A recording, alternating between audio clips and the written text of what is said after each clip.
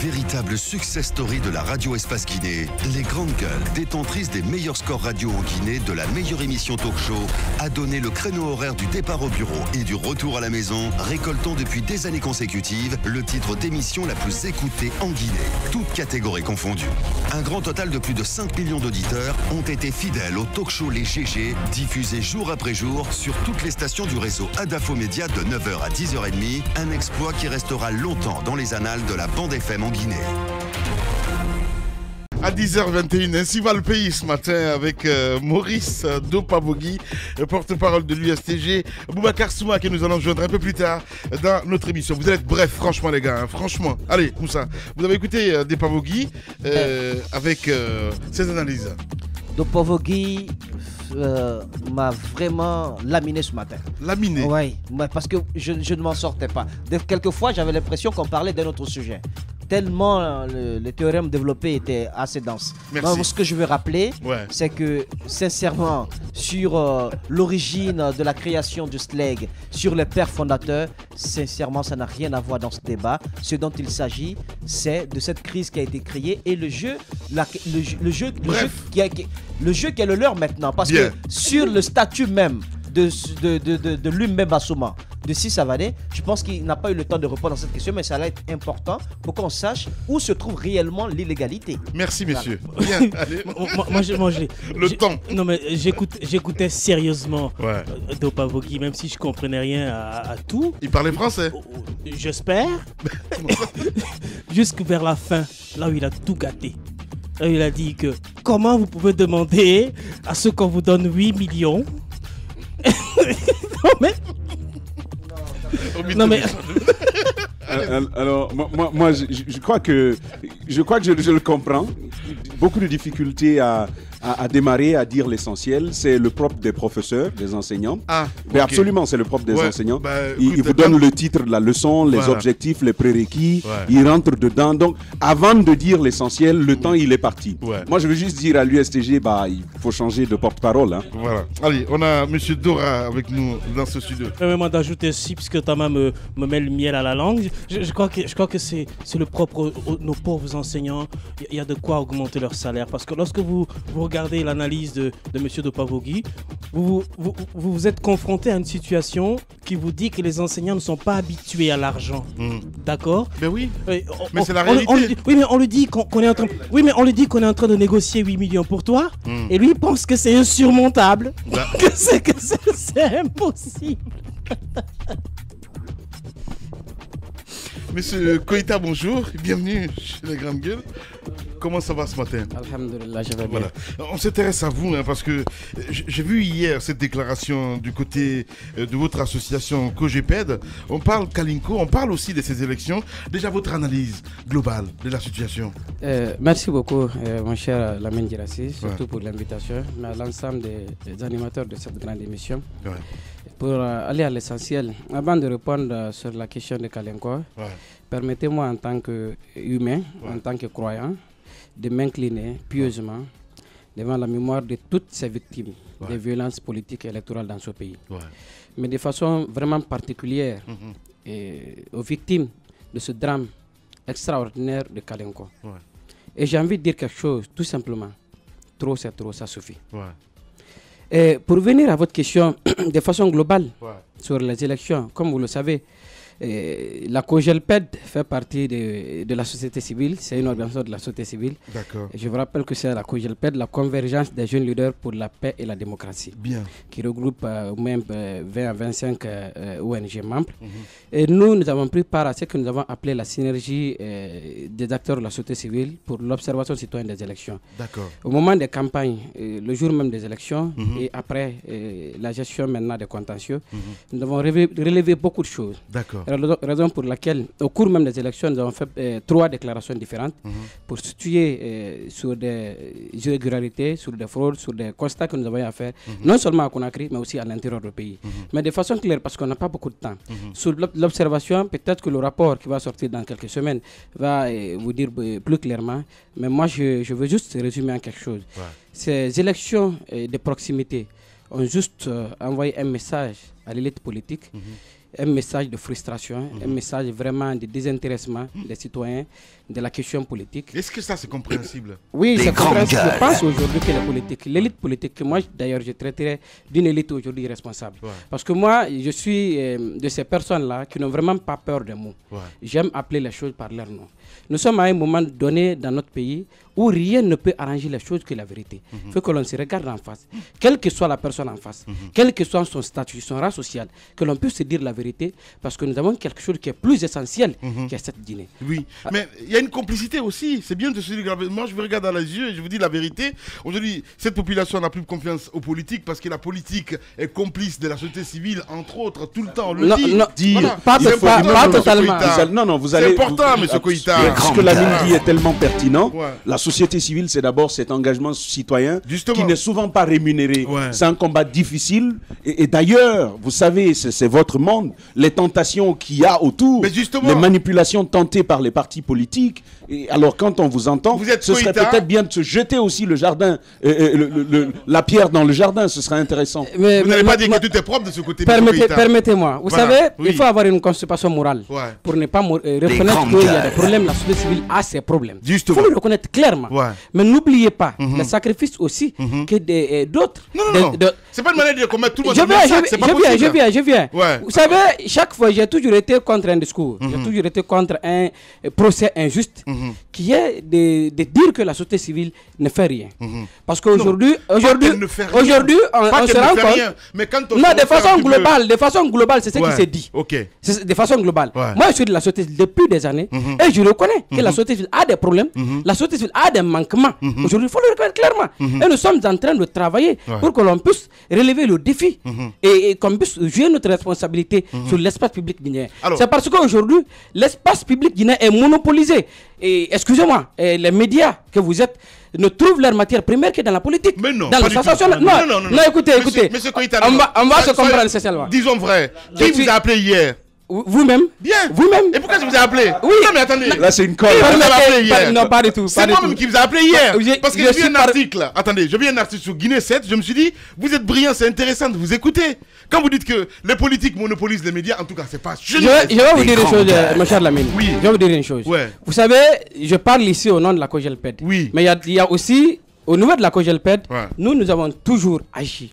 À chaque fois qu'il y a des questions essentielles qui concernent cette nation se posent. Et de façon vraiment personnelle, et je n'aime pas souvent ouvrir cette partie, mais de façon personnelle, le peuple de Guinée, toutes ces personnes qui me connaissent personnellement, savent qu'à chaque fois que les questions essentielles sont posées, que je prenne des positions claires et nettes, quelle que soit la personne en face. C'est le même pas discours. le même discours. Non, vous savez, nous n'avons pas la parole, s'il vous plaît. On a entendu dans Sakourma, on a entendu d'autres. Je me rappelle encore ici quand je disais que la société civile ne faisait pas. Non, mais je vais vous dire, je veux juste lui dire qu'en termes de propos, c'est le même propos qu'on a entendu par ailleurs. Revenons de manière précise au cas de Kalinko. Qu'est-ce qui a été fait, puisque vous vous targuez quand même d'agir tout le temps? Qu'est-ce qui a été fait concrètement? Vous me parliez en off hier en préparant cette émission qu'un pacte historique, oral naturellement, avait été violé lorsque ces gens ont été brûlés du côté de Kalinko. Parlez-nous-en. Vous savez, Kalinko, qui a une grande sous-préfecture de Dingraï. Je vous rappelle que je viens de Dingraï, ça ne fait pas encore un mois. D'accord. J'ai visité le grand calife et tous les imams de Dingraï. Vous n'oubliez pas d'abord que Dingraï est la ville sacrée de la Jumartal. Et Kalinko est une préfecture, l'une des grandes sous-préfectures de Dingraï. Ce qui se passe, c'est quoi? À chaque fois, ça fait des années dans ce pays que la politique endeuille des familles, que la politique tue des citoyens. Mais ce qui s'est passé, que l'on puisse brûler, que l'on puisse tuer des innocents, des enfants, alors c'est extraordinaire. C'est quelque chose de jamais entendu, de jamais vu sur le territoire guinéen. Nous, de notre côté, en tant que société civile, en tant que COGELPED, qui est, s'il faut dire ainsi, un instrument de veille, un instrument de dénonciation, de proposition, d'alerte. Nous avons essayé de recouper les informations et envoyer même des gens pour voir exactement ce qui se passe sur le terrain, afin de nous prononcer sur la question. Parce qu'il semble être, il y a des événements de Kindia, de Bambut un peu partout, mais nous nous sommes dit cette fois-ci que le cas de Kalinko, le drame de Kalinko doit être traité de façon exceptionnelle. Et nous avons relevé, nous avons fait d'abord le constat. Si vous avez bien vu la déclaration situation. Nous devons faire d'abord le constat et nous devons faire des recommandations et nous devons exiger de l'État de prendre sa responsabilité. Parce qu'on ne peut pas comprendre l'inaction notoire de l'État face à cette situation. Après les événements de Kalenko, que l'État peut se tenir un conseil des ministres sans faire une communication responsable sur cette question. Là c'est vraiment frustrant, c'est vraiment choquant en tant que Guinéen. Nous nous sommes dit que face à cette situation, il va falloir que l'on se lève, il va falloir que l'on monte au créneau pour que l'État puisse prendre sa responsabilité. Nous avons, Tamba parlait de pacte historique. Il faut reconnaître que le vivre ensemble, dans la diversité à Kalenko, est vraiment un symbole de notre pays. Vous savez, les Peuls, les Malinké, un peu de tout, qui sont dans Kalenko. Mais aujourd'hui, ce qui est plus grave, l'événement c'est déjà passé. Mais ce qui est plus grave aujourd'hui, c'est que les informations que nous avons à notre niveau, et la semaine prochaine, si Dieu le veut bien, l'une délégation officielle se rendra à Kalenko de la COGELPED. Mais les informations que nous avons sont de telle nature à faire peur. Parce que l'esprit de violence est là. L'esprit de réplique est là. Aujourd'hui, les citoyens vivent et personne n'est rassuré dans son coin. Les gens pensent qu'il y a des ressortissants qui sont venus un peu partout, des Mandjana, des Sigiri, des Kankan, des Kalenko qui sont venus, qui pensent que d'autres villages environnants de Kalenko se sont mobilisés pour commettre ce drame-là. Et les gens, malgré le fait, la fois dernière, nous avons suivi à la télé, ils ont signé un pacte. Mais quel pacte? Soyons responsables sur des questions. Que ces gens-là viennent, les ressortissants viennent, mais l'esprit de violence, l'esprit de réplique est toujours là. Il va falloir en ce moment-là, pour ne pas que l'on puisse encore garder le silence, que l'on se lève en ce moment pour gérer cette situation, pour ne pas que demain ce soit une situation que personne ne peut plus maîtriser. Voilà. Monsieur Dora Aboubakar Koïta, il faut le rappeler, responsable communication du côté de COGELPED. On va essayer de joindre dans un instant Boubacar Souma qui va intervenir sur notre antenne. Allez-y, mon cher Tamba. Alors, on va naturellement poursuivre. Je vous ai entendu, il faut qu'on se lève, il faut qu'on prenne des actions. Se lever suppose quoi concrètement auprès de la COGELPED? On veut savoir quelles sont les propositions d'actions et même les actions que vous allez mener par rapport à cela. Merci beaucoup. Je veux tout simplement que n'oubliez jamais que nous, au niveau de la société civile, nous n'avons ni la gendarmerie ni la police. Nos instruments sont clairs et bien définis. Nous sommes une force d'alerte, une force d'interpellation, une sorte de dénonciation, de critiques et de propositions de solutions. Est-ce que vous comprenez? Ce que nous avons fait pour un premier temps. Je vous ai dit, nous avons constaté la chose sur le terrain, pas ici, mais sur le terrain, pour qu'on puisse s'exprimer sur la question, au fond même de la question. Et ça, c'est la première des choses. Nous avons appelé l'État à prendre sa responsabilité. Nous nous sommes rendus compte que jusqu'au jour où nous avons rendu la déclaration officielle, l'État n'avait rien fait d'essentiel sur le terrain. L'honorable Kourou Koundiano qui donne un 20 millions à Amdalaï, ça ne donne absolument rien face à un vivre ensemble aujourd'hui qui devient menacé, qui devient un rêve vraiment superficiel, incertain. Alors aujourd'hui, nous pensons que l'État doit agir. L'État doit agir en habitation, l'État doit agir en provision, l'État doit agir, mettre des mécanismes en place pour que l'on puisse avoir une journée nationale de recueillement pas de l'élite politique, sociale et religieuse du pays. Pas seulement les représentants des partis politiques. Parce que c'est facile dans ce pays. Quand on a une journée de recueillement à Kalenko, il faut que les responsables politiques, parce que tout ce que nous vivons aujourd'hui, que ce soit sur l'axe, que ce soit à Kalenko, que ce soit un peu partout dans ce pays, c'est le fait d'une élite politique irresponsable. Il faut dire la chose par leur nom. On va revenir dans un instant avec vous, monsieur Koïta. Boubacar Souma en direct chez les Grandes Gueules. Les Grandes Gueules. Monsieur Souma, bonjour. Bonjour, monsieur. Bienvenue donc dans les Grandes Gueules. Je ne sais pas si vous avez eu le temps de suivre Maurice Dopavogui, qui estime que vous avez usurpé presque la paternité du syndicat libre des enseignants et chercheurs de Guinée, donc du SLEG. Vous l'avez entendu ou pas? Oui, j'ai entendu en partie sa déclaration. Et quelle est votre réaction? Je crois que M. Maurice Dopavogui, qui se prend pour un grand connaisseur, n'est-ce pas, des textes et règlements, n'a pas maîtrisé tous les textes. Concernant le syndicat libre des anciens chercheurs de Guinée, il parle des pères fondateurs. Mais en matière syndicale, il n'y a pas de père fondateur. Lorsque le SLEG s'est créé, j'étais là en 90. Je n'étais pas là officiellement membre fondateur, mais j'étais déjà dans les activités en 90. Donc, en matière syndicale, il n'y a pas de paternité. Ce n'est pas une entreprise, n'est-ce pas, privée. Bien. C'est une organisation purement syndicale qui appartient à l'ensemble des travailleurs. Bien. Alors, à 3 jours de cette grève déclenchée par vous-même, M. Aboubacar Souma, on a envie de comprendre ce matin. Qu'est-ce qui a été fait depuis? Parce qu'on entend pas mal de choses. Vous êtes radicalisé, si on peut se dire ainsi, parce qu'on apprend, entre autres, des propositions comme quoi de reprendre le Congrès. Vous avez dit, niet, il n'en est pas question. Qu'est-ce qui a été fait depuis lundi, Souma? Oui, mais écoutez, comment on peut nous dire de reprendre le Congrès? Parce que l'État n'a pas droit à s'ingérer dans les affaires syndicales. Ce n'est pas l'État qui doit dire de reprendre le Congrès. Non. Je n'affirme pas, je pose la question. Quelles sont les propositions depuis lundi, M. Souma? Non, depuis lundi, il n'y a eu aucune proposition. Nous n'avons été contactés par aucun ministre, ni officiellement, ni de façon, comme on appelle ça, privée. Personne ne nous a contactés dans le cadre, n'est-ce pas, de rapprochement ou dans le cadre de l'ouverture des négociations. Bien. Vous ne sentez pas, monsieur Souma, un essoufflement de votre mouvement? Il n'y a pas un relâchement? Il n'y a pas une peur qui s'est installée dans le cœur de plusieurs enseignants, puisque par endroit, quand même, après-on, les cours ont repris? Non, il n'y a jamais de relâchement. Je suis appelé par tous les secrétaires généraux qui sont à l'intérieur du pays, n'est-ce pas, de recourir jusqu'ici à Conakry ici. Pas de relâchement. Et tous les anciens demandent à ce que nous, n'est-ce pas, nous tenions. Et ils tiennent tous tiennent bon.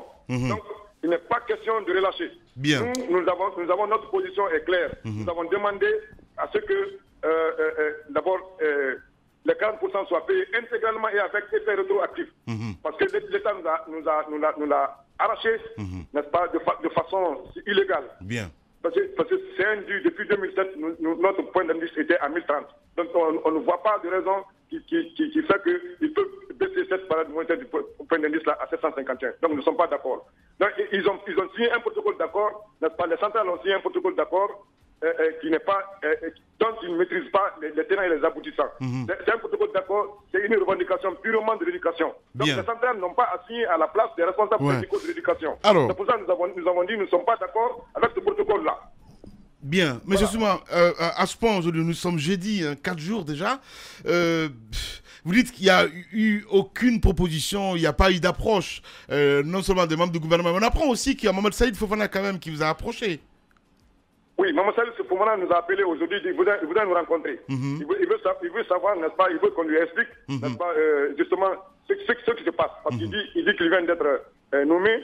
L'autre fois, il m'a appelé, il disait qu'il voulait me rencontrer. Je lui ai dit de nous adresser une correspondance officielle. Il dit qu'il n'a pas encore pris service. Et qu'il va me revenir. Lorsqu'il prendra service, il va nous faire une correspondance.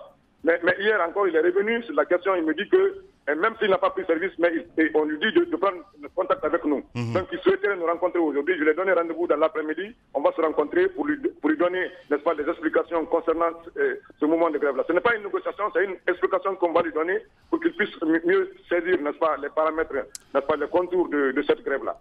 Alors, Monsieur Souma, la grève est un droit qui vous est consacré, qui vous est reconnu de manière universelle. Personne ne peut vous demander de ne pas aller à la grève.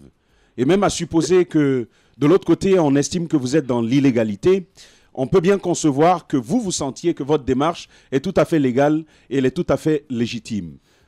Est-ce qu'il vous est arrivé de questionner l'opportunité de cette démarche que vous avez enclenchée au 12 février dernier? Parce que vous savez, le contexte post-électoral est un contexte de violence. Des gens s'affrontent et chaque fois que l'on dit « restez à la maison », pour vous qui êtes syndicaliste, vous avez bien remarqué que les enfants ne sont jamais restés à la maison. Ils sont dans les rues et leur vie s'en trouve menacée. Il y a plusieurs morts déjà qui en partie peuvent être imputées au mouvement de grève que vous avez enclenché. Est-ce qu'à un certain moment, il ne serait pas plus judicieux de questionner sa responsabilité en tant que leader ? Même si vous attendez que l'État vous reconnaisse et qu'il ouvre des négociations avec vous, n'estimez-vous pas mieux de repousser légèrement ce mot d'ordre de grève, de le surseoir? Je sais que ça vient de la base. Est-ce que ce débat n'est pas à l'ordre du jour chez vous, M. Souma? S'il vous plaît, cette question-là n'est pas à l'ordre du jour chez nous. Puisque pourquoi? Tout le monde sait, n'est-ce pas, les conditions dans lesquelles les anciens, n'est-ce pas, sont en train de végéter. Et depuis combien d'années nous sommes en train de réclamer afin qu'on puisse au moins améliorer, n'est-ce pas, autant que faire se pourra, n'est-ce pas, les conditions de vie des anciens.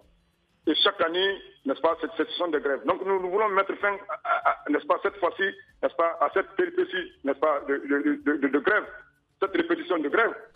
Puisque c'est le président lui-même qui le disait, que les enseignants guinéens ne sont pas payés. Maintenant que lui-même, en tant que professeur, en tant qu'enseignant, nous réclamons à ce qu'il raméliore tant petit soit-elle, n'est-ce pas, les conditions, n'est-ce pas, de vie des enseignants. Bien. Donc cette fois-ci, nous n'avons pas lié ça à la politique. Nous savons que nous avons reporté, n'est-ce pas, la relance de notre grève, n'est-ce pas, en tenant compte que les élections étaient là. Donc c'est pour cela qu'on n'a pas eu, le 1er février, on n'a pas eu à déclencher la grève. On a dit qu'il faut renvoyer jusqu'après, n'est-ce pas, les élections. Donc on ne peut plus, parce que le temps est là, le temps est en train de jouer sur nous, on ne peut plus reporter à une autre date. Je comprends. Donc, c'est pour cela que nous avons... Je comprends bien les contraintes, M. Souma.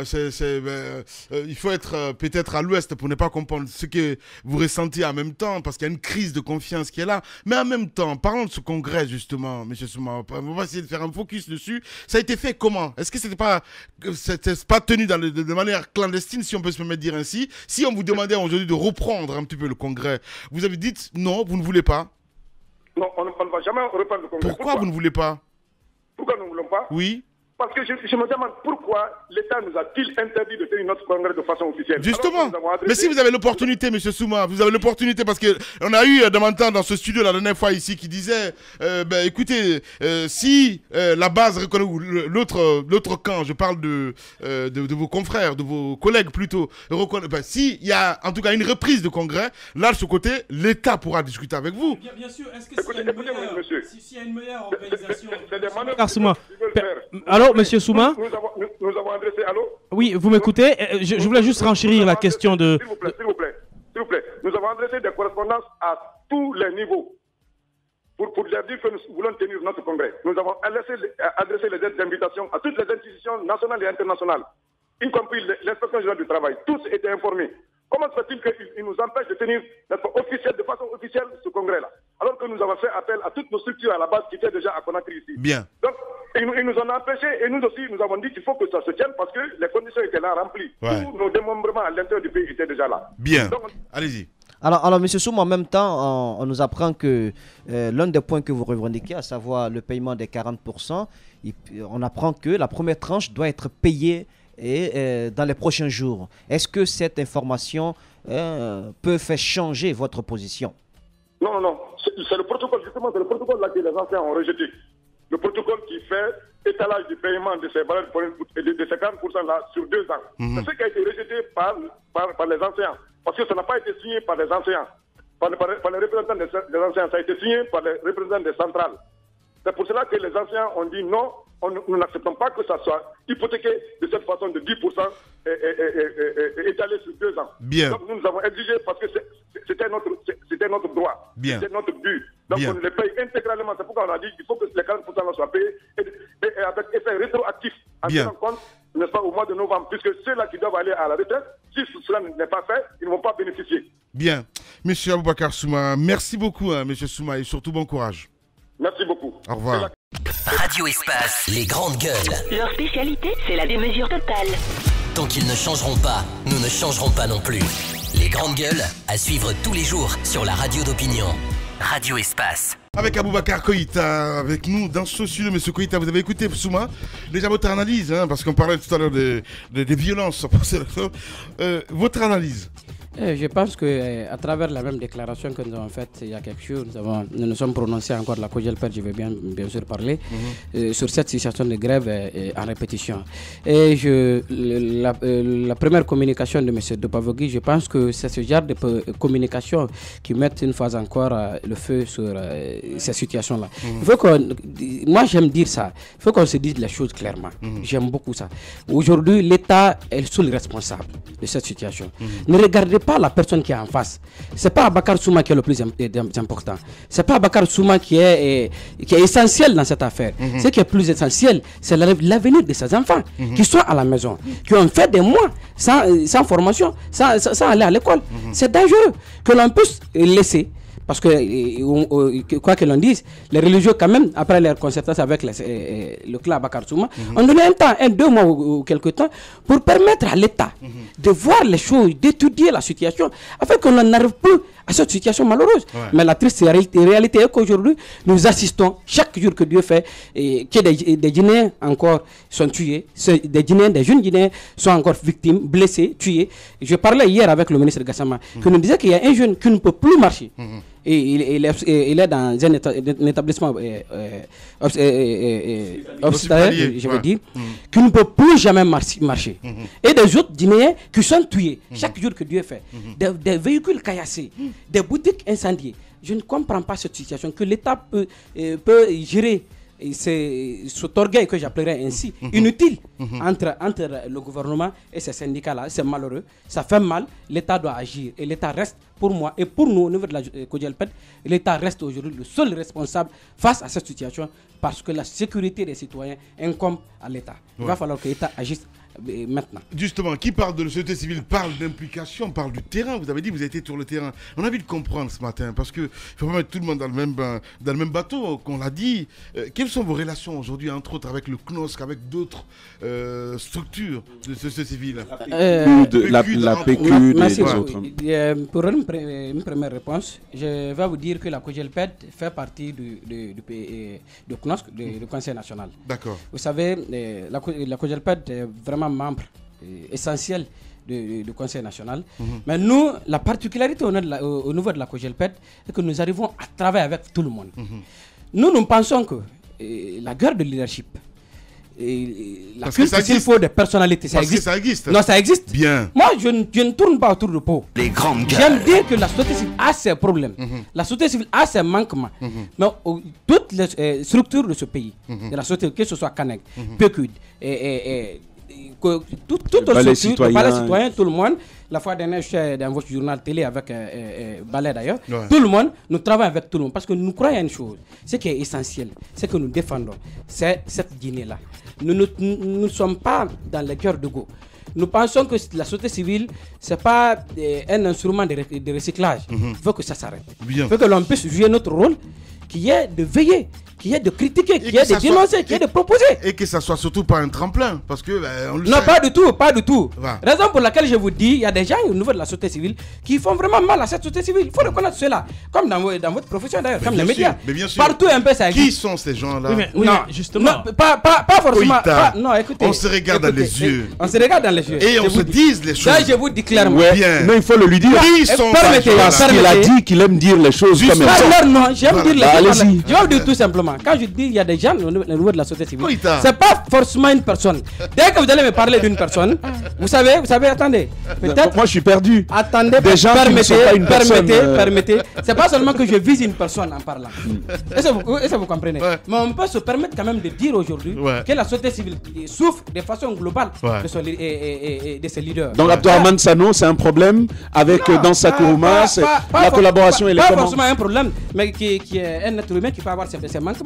Et moi, j'ai eu à dénoncer à travers une tribune que j'ai fait, SOS, la société civile à l'agonie. Vous avez parcouru, vous avez eu des noms dedans. C'est pour vous dire combien de fois ça a été diffusé sur l'essentiel des sites d'information dans ce pays. SOS, la société civile à l'agonie. J'ai dénoncé des noms dedans. J'ai dit à toutes ces personnes qui se reconnaissent à la société civile que l'on agisse. Bien. Soit que l'on assume notre responsabilité, soit que l'on quitte l'espace. C'est aussi simple que cela. Dès que vous me parlez d'une personne, je vous donnerai quelle est l'analyse sur la personne, sans tourner autour du pot. Bien. Monsieur Dora Aboubakar Koïta, il faut compter avec lui là, désormais. Merci beaucoup en tout cas Koïta d'être passé chez les grandes gueules. Merci, c'est à moi de vous remercier. Voilà, Tamba, Moussa Moïse plutôt, on parle de Bafoué ce matin. Oui, avant lui, il paraît que Aboubakar Souma s'est rendu au siège de l'UFDG et qu'il a rencontré son ami Cellou Dalein Diallo. On peut pas des rumeurs comme en l'antenne, franchement. Honnêtement, non. Le truc de Facebook. La est difficile. Ensuite, je suis pas difficile. On annonce. Il faut achever. Oui, mais parce qu'il ne te laisse pas achever. C'est important. Il paraît qu'il s'est rendu et qu'il a rencontré Cellou Dalein Diallo dans une envolée assez extraordinaire de photomontage. Je tire chapeau à celui qui l'a fait parce que il a oublié quelques grains, mes techniciens me le disaient, il a oublié quelques caractéristiques pour ne pas qu'on reconnaisse que c'était du photomontage. Ensuite, il y a que Bafoué est décédé également sur Facebook. Décédé, et du coup, la bonne dame de général a dû appeler son mari, mais occupé dans les toilettes, il n'a pas décroché le téléphone et tout de suite elle a dit écoutez, la crise cardiaque qui a emporté mon mari. Donc c'est vrai. C'est incroyable. Donc je pense qu'à un moment donné dans notre pays, il faudrait qu'on fasse attention. Et les forces des services de sécurité doivent être mieux formés à la surveillance des réseaux sociaux, surtout de Facebook. Quelquefois, tu peux rêver, hein. Du côté de la DPJ, c'est pas gagné. Quelquefois, c'est pas gagné. Non, il faut qu'on les forme. Il y a la possibilité. Les techniciens, la volonté est là. Les techniciens de l'Union européenne. Mais l'équipement, justement. Le nouveau patron de la DPJ, c'est un jeune. Oui. Il est super branché. Oui. Mais tu rentres dans leur bureau, tu vas dire nous sommes en 1976. Parce qu'ils n'ont pas les moyens. Parce qu'ils n'ont pas les moyens. Il faut mettre les moyens qu'il faut pour que la DPJ puisse bien travailler, et aussi au ministère de la Sécurité. Mais en même temps, quand cette formation est faite, moi je vous dis, ça nous permettra d'être mieux à l'aise. Parce que des fois, quand je vais sur Facebook, je suis plus anxieux que lorsque je ne suis pas Facebook. Lorsque j'éteins mon téléphone, je vous jure. Parce que quand tu vas, tu penses que la Guinée est en train de brûler. Mais c'est incroyable. On vous sort des images qui datent de Mathusalem. On dit mais regardez, il est en train de tabasser cette fille de telle ethnie. Et toi qui vois ça, ils ne comprennent pas la plupart du temps. Ils disent ils ont tabassé notre nous aussi on va répliquer. C'est extraordinaire. Il faut de la surveillance. Donc Abaka Souma n'a pas été au siège de l'UFDG. Général Bafoué est vivant et peut-être qu'il va mettre son armure pour descendre encore, se promener dans la rue pour que les gens sachent qu'il est vivant. Il n'a qu'à faire comme le président. Il n'a qu'à venir du côté de la radio Espace. Grand merci à toute l'équipe, à Mamoudou Kondé à la réalisation côté TV et à Amadou Sow du côté de la radio. Demain, c'est Roby que vous allez retrouver évidemment pour conduire cette émission, les grandes gueules. Nos pensées ce matin à Boubacar Diallo qui est souffrant évidemment, à Ahmed Kamara, toute l'équipe. Demain, c'est Roby que vous retrouvez pour conduire les grandes gueules. Nous, on se retrouve lundi. Allez, au revoir.